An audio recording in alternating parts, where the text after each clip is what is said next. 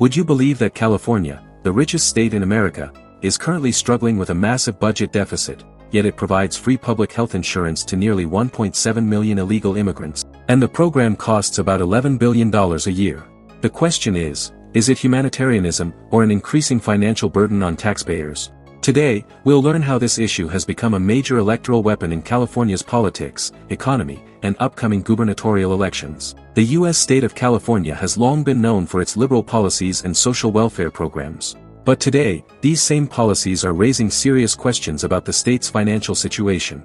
According to reports, California is providing state-funded health insurance to nearly 1.7 million immigrants who lack legal immigration documents. The estimated annual cost of the program is about $11 billion.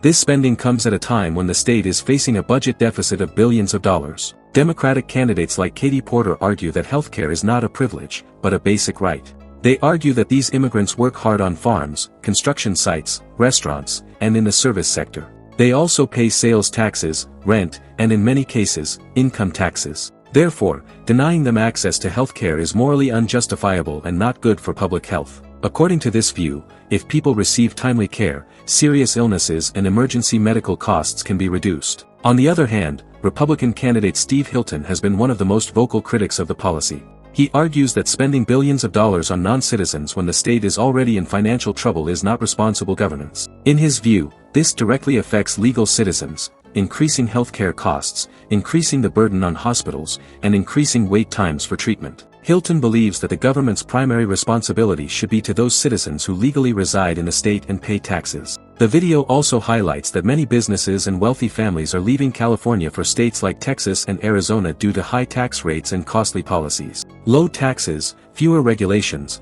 and a relatively low cost of living make these states attractive. Critics say that if this trend continues, California's tax base could weaken, which would further exacerbate the state's fiscal problems. Steve Hilton has made several interesting proposals to help the middle class. Among them are eliminating the tax on tips, making the first $100,000 of income tax-free, reducing government spending, creating a more favorable environment for business. He claims that these measures will increase household income, attract investment, and revitalize the state's economy.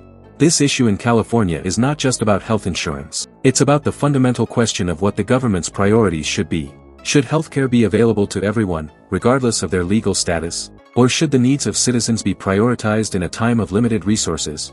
On one side is the humanitarian perspective, and on the other, there is the demand for fiscal discipline. In the upcoming elections, California voters will determine which way the state will go.